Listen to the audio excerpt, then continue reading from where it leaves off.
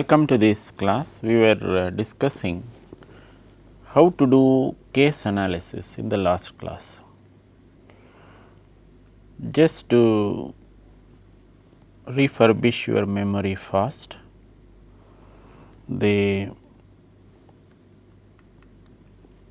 what is case analysis? We said we are looking at the performance of an organization over a period of time, and then we try to gather information on its history and the operations environment, get data with respect to the functional areas like marketing, finance, operations, human resources. To the extent that we present or a case study presents a realistic data, that is takes data from a real life situation, to that extent the case will be more closer to real life instead of being hypothetical. So, the student will be able to appreciate or able to understand the problems that an organization might face in real life and what are the types of decisions he may be involved to take depending on his area of operations. So, what are the objectives of this case method? As I mentioned, the idea is to apply your theoretical knowledge to practice. Whatever knowledge you have obtained by theory, how useful is this theoretical knowledge to practice? Most importantly, this case analysis gives you how to diagnose a problem given a particular situation. What is the type of analysis that you can do for that type of a problem? And then what are the types of alternatives or the solutions that you can think of given this type of a problem scenario, and then formulate an action plan. It will help you to independently find answers to these practical problems. It will also help you to gain exposure to a variety of organizational and managerial situations.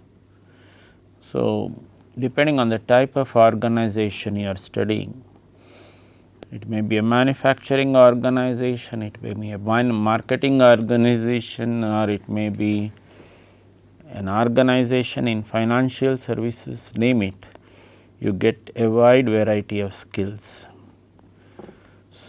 to analyze these types of complex situations. So, this is, in other words, what are you really likely to benefit from?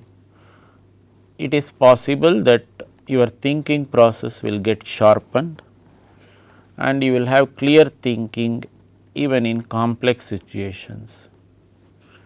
Because of this, you are likely to be consistent, rational and creative when you draw up actionable plans. It will help you to apply the quantitative knowledge to practice, help you to understand the value of information, help you to communicate better in a group and also communicate well in writing as well. It will also, in addition to all this, while making the decision process, give a certain personal value to the decision. That is, you can apply some personal values to the decision. Now, how do you develop a case study? This is the next question that you should try to, I would like you to attempt. The case study, you can do it with respect to an organization of your choice. So, it should have necessarily the following aspects, that is the origin, history and growth of company over time, do an organizational analysis. What is organizational analysis? It is do the analysis of the strengths and weaknesses. Do not have to be extraordinarily elaborate, from whatever you can make out, give the give in a nutshell the organizational environment in which the company operates, then give in a nutshell what is the nature of the external environment. So, it tells you both put together what is the type of strengths, weaknesses, then the opportunities and the threats that the organization faces or has to face. So, in short, you do a what we call the SWOT analysis, then you should present the corporate strategy of the company, present the business strategy, maybe with reference to a particular strategic business unit, then which you are considering, then the organizational control structure and the control systems of that business unit, and what is the type of recommendations that you are giving with respect to a particular situation, that is which you are considering. In order to do this, some of the measures of performance, financial measures of performance, which become extremely helpful. I will just read for you from this book on strategic management. One of the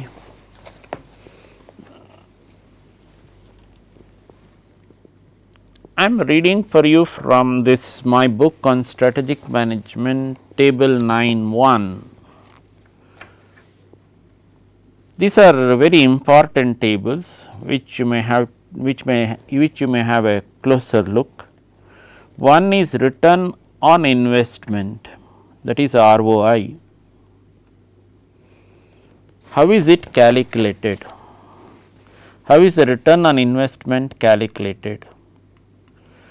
So, the return on investment is calculated using this formula.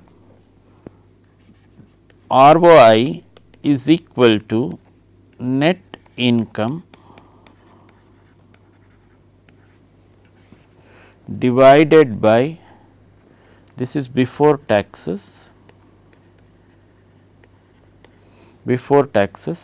divided by total assets.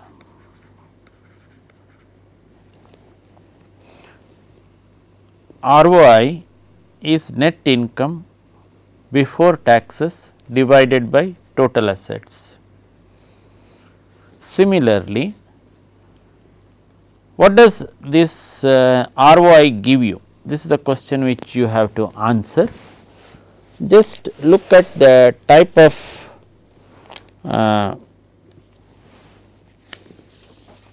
try to think rationally before looking at what is the type of ROI you expect. Suppose you put your money, let us say, in a fixed deposit in a bank. What is the type of interest that you may get?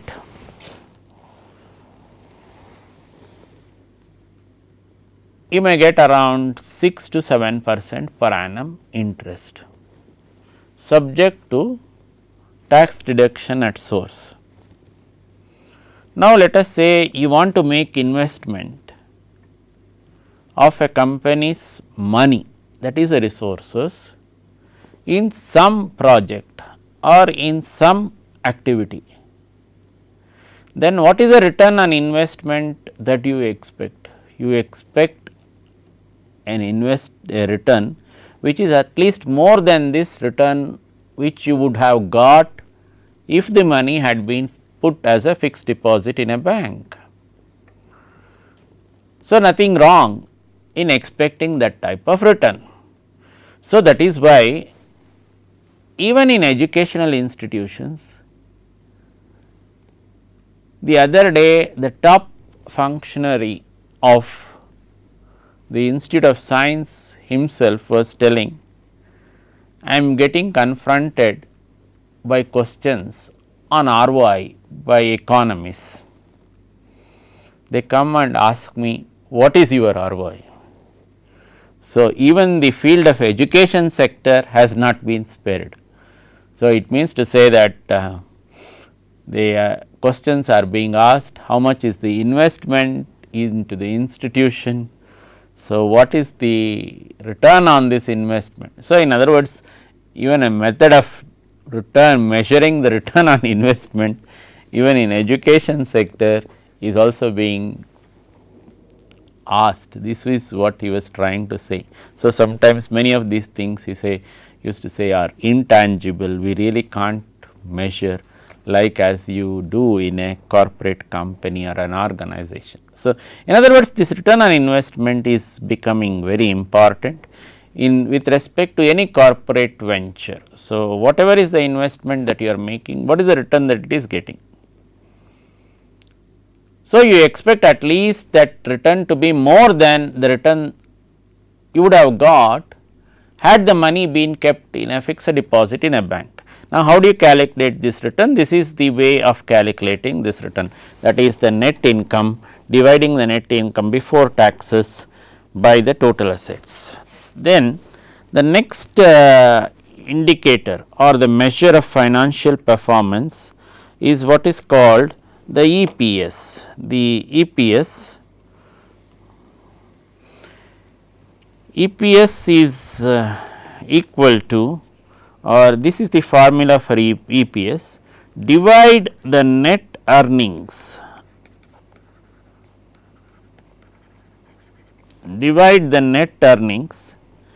by the amount of common stock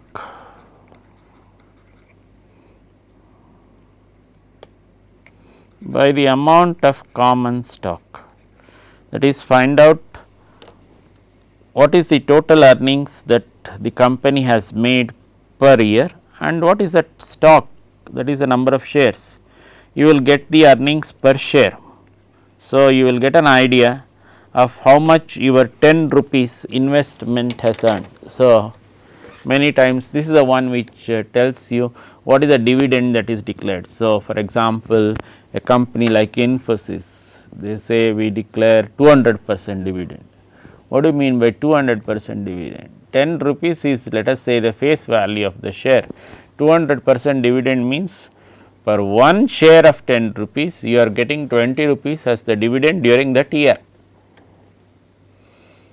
But it may be another aspect that this 10 rupees share was bought at 2000 or 3000 rupees in the marketplace. Now, Infosys share has been split into rupees 5 only, 10 rupees share has been split into 2 shares of rupees 5. So, this is suppose you want to buy that rupees 5 share, it is upwards of some 2300 rupees.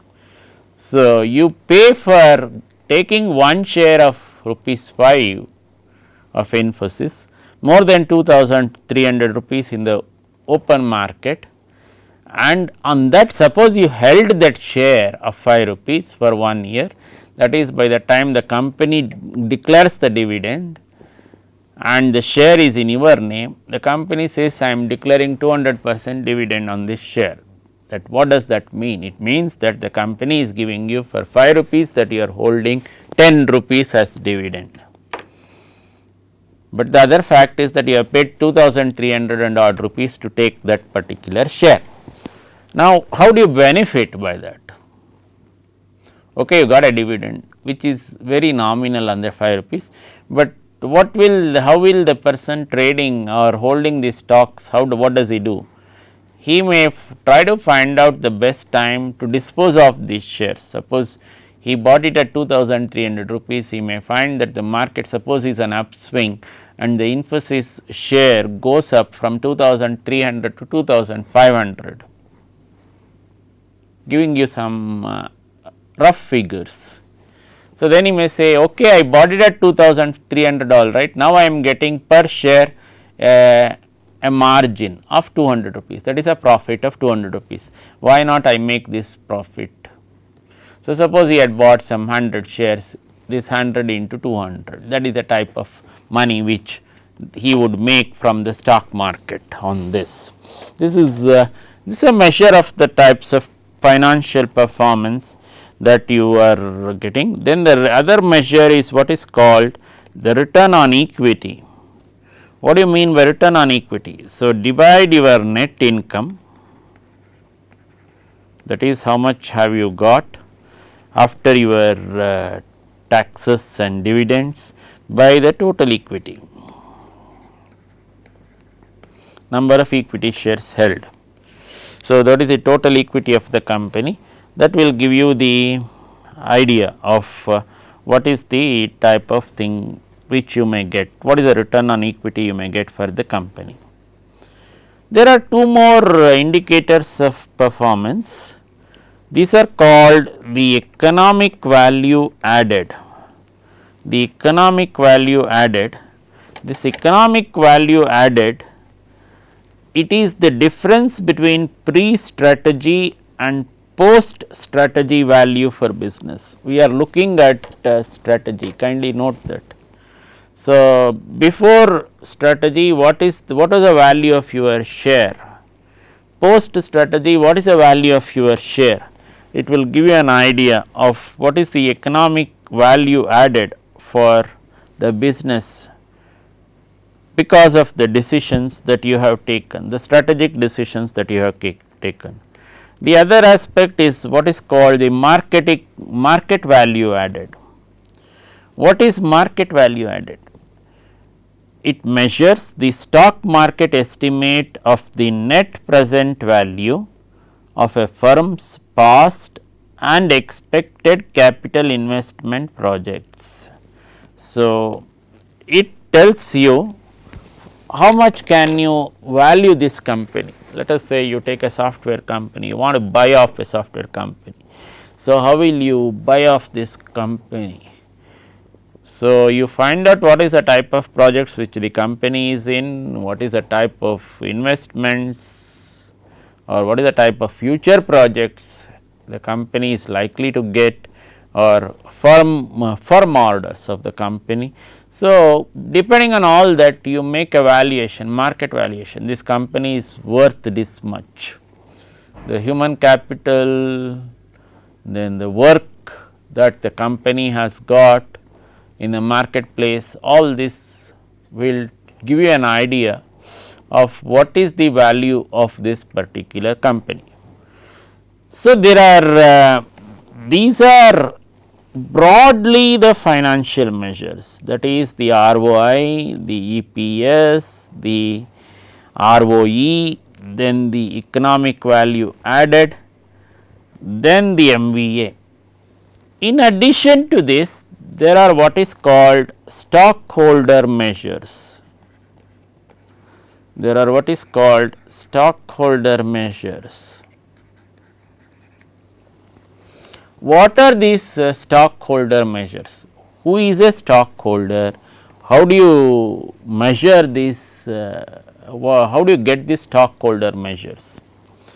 So, these measures concern issues relating to customers, suppliers, financial community, employees, government, local community and the environmentalists. So, all these are going to, you have to really keep all these groups in mind when you say stockholder measures. So, this is what you are likely to encounter. One is your customers. So, what does a customer look for? What is a possible near term measure with reference to a customer? So, a customer will be happy, suppose you record a higher sales in a particular quarter. So, you recorded X, your sales jumped, let us say, by some 5% in the first quarter, then you report that the customers are likely to feel happy.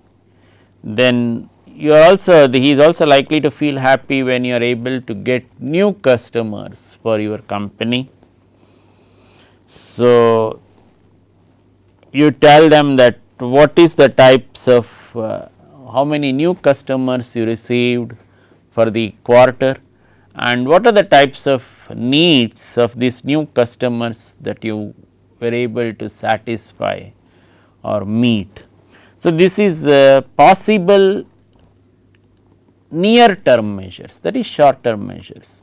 So, because now in the present competitive era, we are looking at situations from a shorter time frame. We are not looking at from a very long time frame.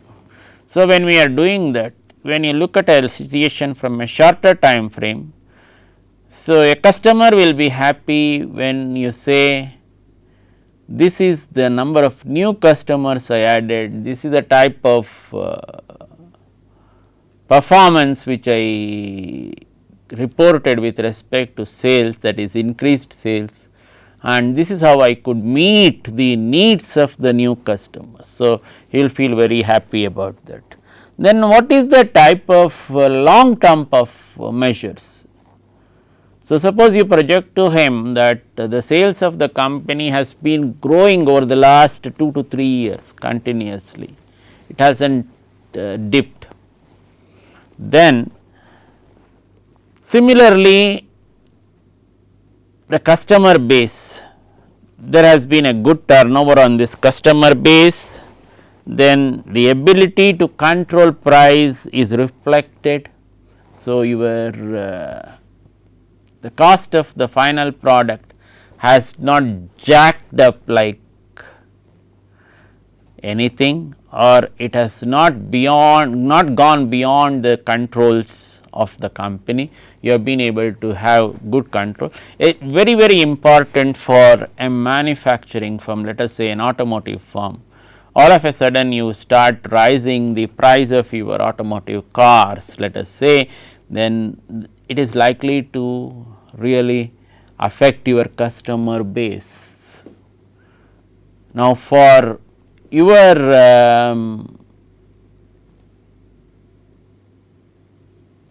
if you want to call it the ill luck, that is the company's ill luck, the other competitors do not want to rise the price, but these are all strategic moves which companies do take in the market, in the prevailing market situations. While one company might rise, the other company might wait for some more time before it rises the price. So, the latest example is that of Maruti. Maruti saying that we are going to raise the price of our cars, all models, whether it is 800 or to the latest SX4, an upward rise of 10,000 rupees minimum predicted.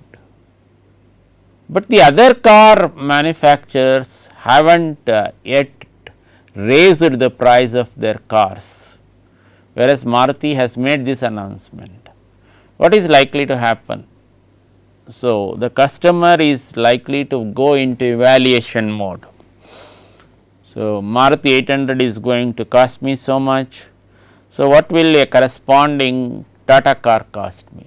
Is it better, or what will a corresponding Hyundai or whatever it is? So, the evaluation will tell him that financially he may be better off by going to this brand or other brand, or he may be advised to stay put with Maruti also. So, because it is not going to greatly affect the whole scenario. Then the next stockholder measure which you should consider after the customer is your supplier, the suppliers. So, the suppliers, what do you mean by the suppliers? They are the suppliers of your raw material, that is the raw material for the company comes from them. So, what could be a near term measure? The cost of the raw material could be one of the near term measures. So, what is the at what price was he supplying to the company? Has the price been under check or has the price not increased too much? Then suppose the raw material prices were to go up, what is the impact that you expect? You expect the final product price also to go up, that will have an impact on the sales of the company. So, this is the type of impacts that is going to have. Then is the supplier supplying on time, that is a delivery on time. So, then what is the type of inventory you are forced to have? Can you just look at an inventory of 0 level? Now, most of the companies are looking at different systems of inventory. They call it by different names, just in time or Kanban or whatever the Japanese names for this, having low inventories or 0 inventories. So, you order for the particular raw material when it is required and it is ready for you. Suppose you want it tomorrow, you order today evening, tomorrow morning by the time your assembly line or the production line starts working, the material is supplied. So, this is the way many of the Japanese automotive companies are used to functioning, especially a company like Toyota. So, this is what it considers to be good for the company, that is not to hold this high inventories. So, if you hold it, you have to pay holding costs of these inventories, all these things. So, it will be good for them. Then what does that mean? It means that your raw material, the supplier should be able to have the availability of this raw material at any time. So, he just cannot say that at this point of time when you wanted this product, this raw material is not available. So, you wanted a raw material from him, you should be able to get this raw material immediately from him. In other words, this supplier's confidence, that is the confidence of the company in the suppliers, should be very high. So, an example can be given of some of the companies which are operating even in India. One of the companies is the Myco Bosch. So, most of its raw material suppliers, they supply the raw material on a phone request immediately to the company. So, the availability is of the raw material is not in doubt at any point of time for the company. So, it is made available so that the production line is not in any way hampered or its operations are not in any way brought to some halt or whatever it is, that does not happen. Similarly, what is the type of long term measures that you? So, when you look at the long term measures, it can be growth rates of the raw material costs. How has this material supplier supplied? Has he supplied at reasonably the same value, or has he supplied, has he kept on increasing the value of the raw materials? The other could be, what is the delivery time schedules he is keeping up? Is he good on the delivery schedules, or is he falling back on the delivery schedules? That is going to impinge the performance of your production lines. And similarly, what is the type of inventory he expects you to keep? Does he expect you always to keep in stock the inventory of his products? So, not just ask him at the last moment to supply the raw materials. So, many times some of the suppliers tell the companies, do not ask me at the nth moment to supply this raw material. I am not going to supply. I require at least minimum 1 week lead time. You keep the stock of raw materials for 1 week minimum in your stores. So, 1 clear week I want to supply the raw material to you. All these are some of the conditions which many of the suppliers also put to the companies concerned. Now, look at the financial community. The next one which we are concerned is the financial community. Who are these financial community? These are the people who might have invested directly with you, or it can be individual investors or institutional investors, or the people who have lent loan to you. All these types of people, everyone comes under this financial community. They are concerned in the near term measures with respect to the EPS, the earnings per share.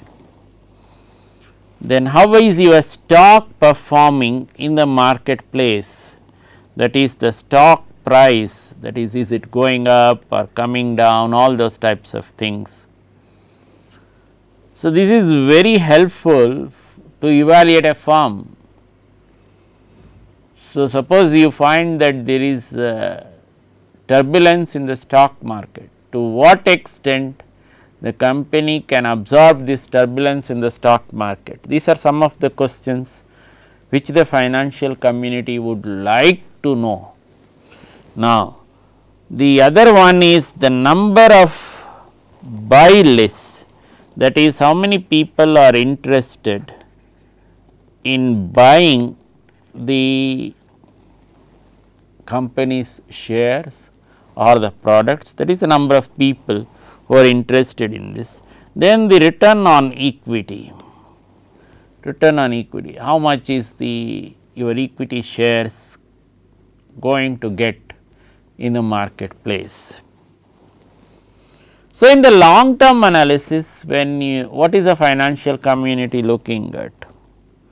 The ability to convince analysts with strategy. So, suppose you are looking for investments from these financial institutions or financial community at large, you should be able to convince them with your strategy, that is they should get convinced with the market returns of your strategy. So, kindly note that everything that you do is linked to market, that is a company wants to do is linked to market. Suppose the moves that you take place, they do not really bring adequate returns in the market, then the company's name or the company's ability to attract or to sustain interest from the financial community, it will be dented. So, this is a type of things which can happen. So, the growth in ROE, that is the return on equity, is another aspect. How is it growing? Is it something standing still over the years, or is it growing from year to year? So, you calculate it using this Y on Y, that is year on year, and say my equity is return on equity is going up. So, this is what the financial community is concerned with. Then there are these employees, what are they concerned with? So, we are looking at, kindly note, stockholder measures. So, we looked at customers, we looked at suppliers, we looked at financial community. Now, who could be the other stockholder? The employees. Now, what is this employee concerned with? What is the type of near term measures he is concerned with? Now, what are the type of suggestions that you give for improvement of the performance? He may be giving number of suggestions for improving the performance, that is the productivity suggestions. So, how many of them is the company taking into account? So, many of these well known multinational companies, they keep on goading the employees. Okay, you have seen the production line, you have seen the measures the company is taking. Now, you suggest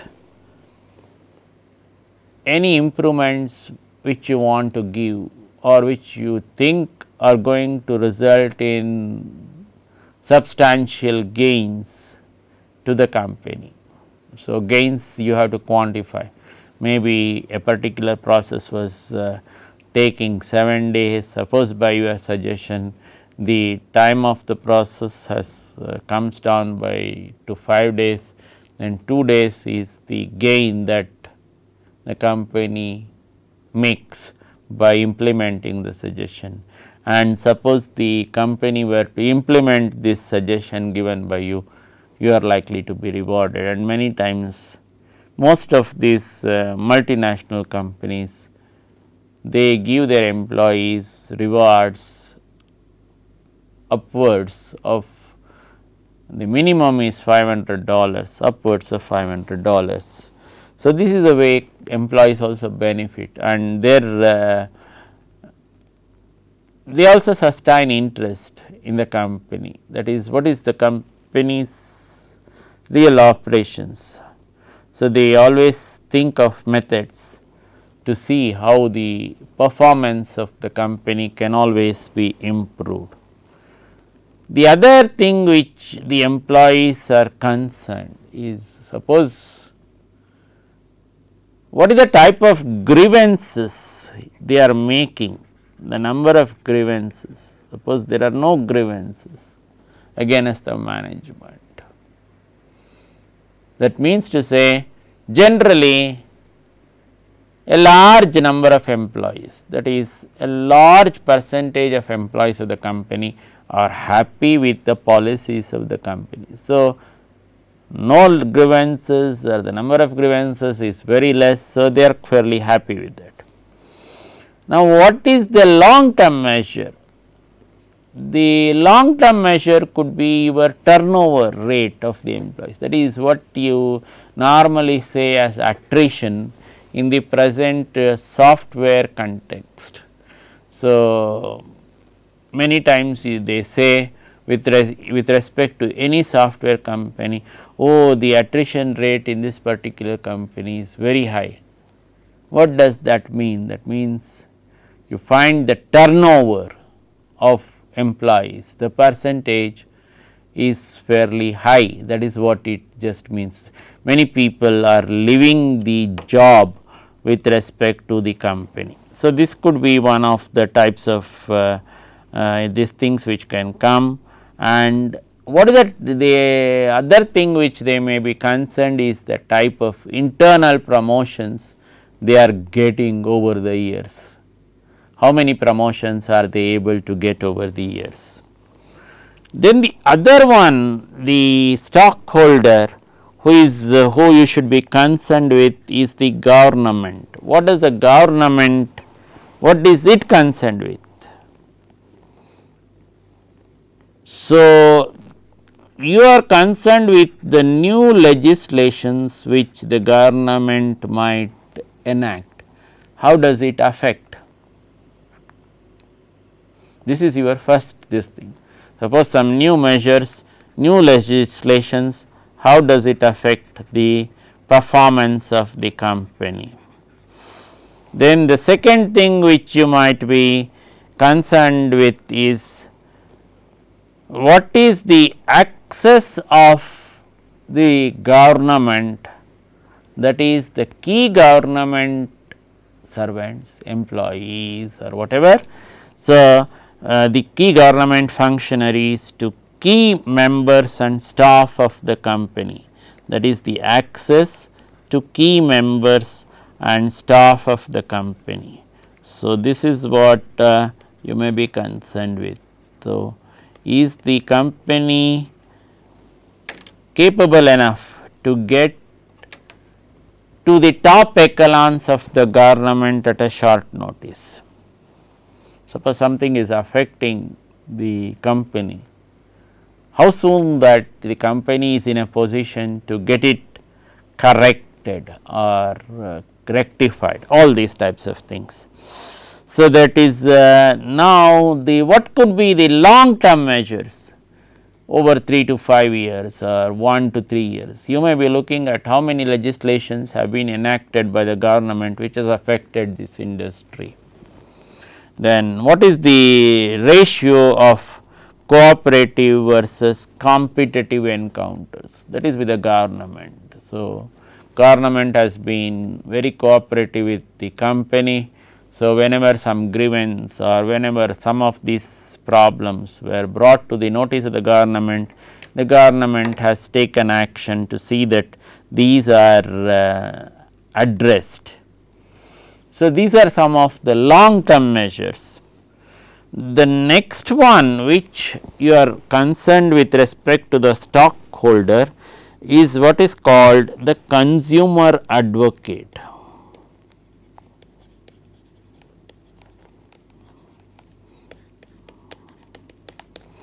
Consumer advocate or CA in short. So, what do you mean by this consumer advocate?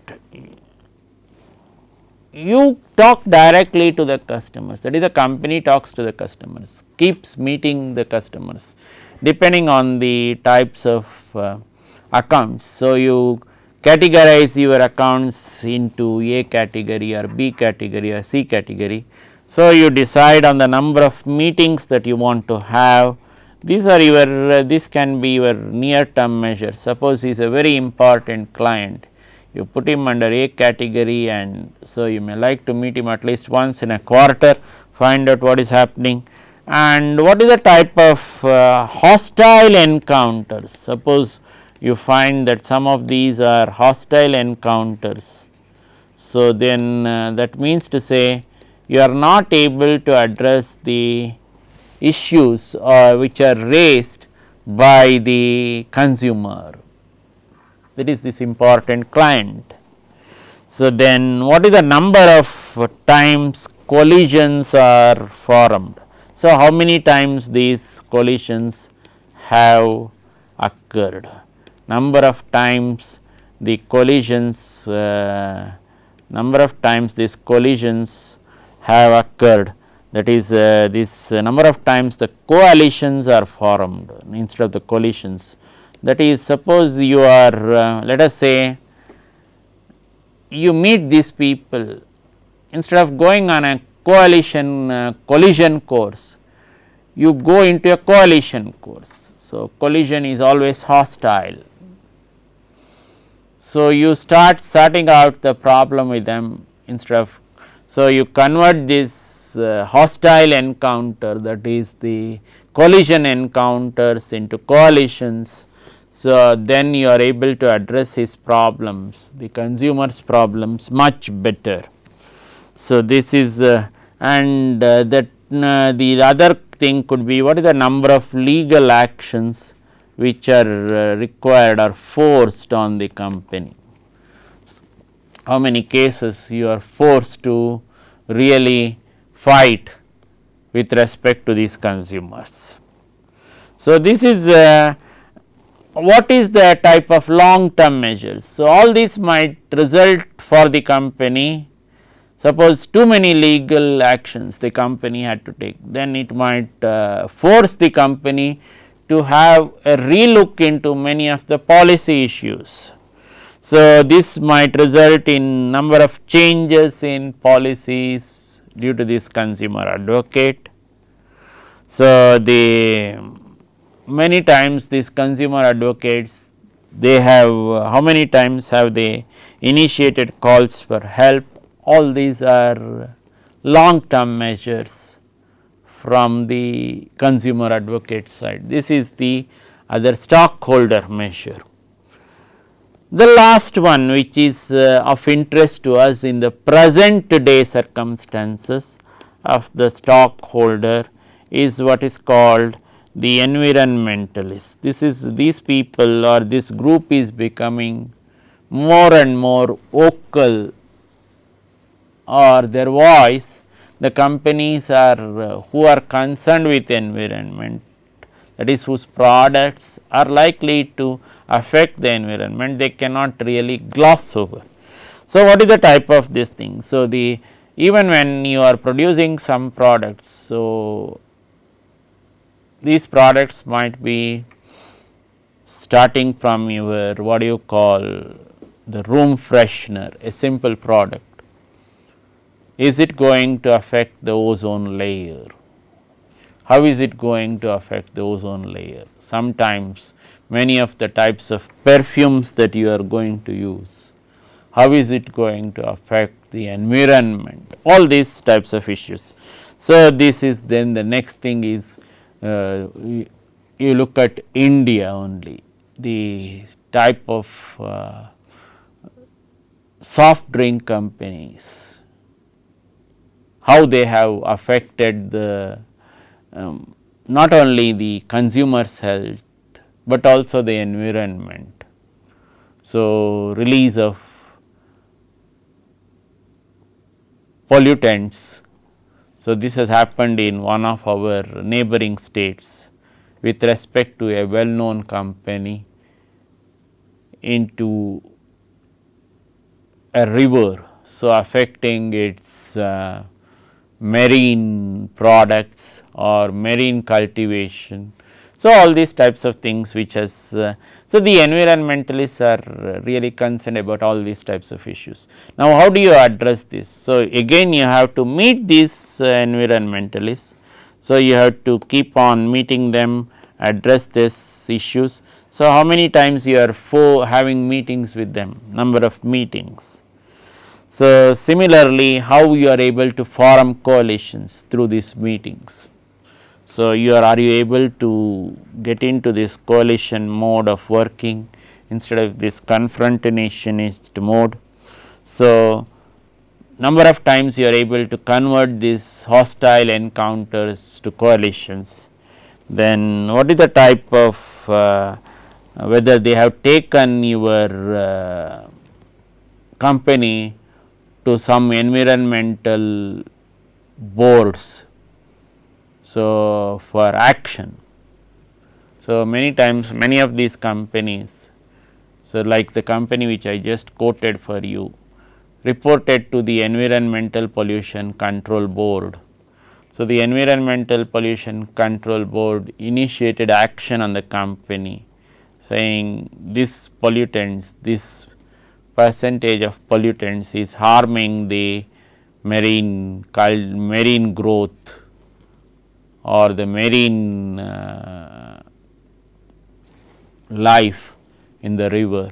So, all this, so this number of these such types of complaints which these people are registering against the company, then what is the type of legal actions? Suppose you are forced to take too many legal actions because of this, then what is going, that is a legal actions initiated by this Environmental Pollution Control Board against the company. Then what is going to happen?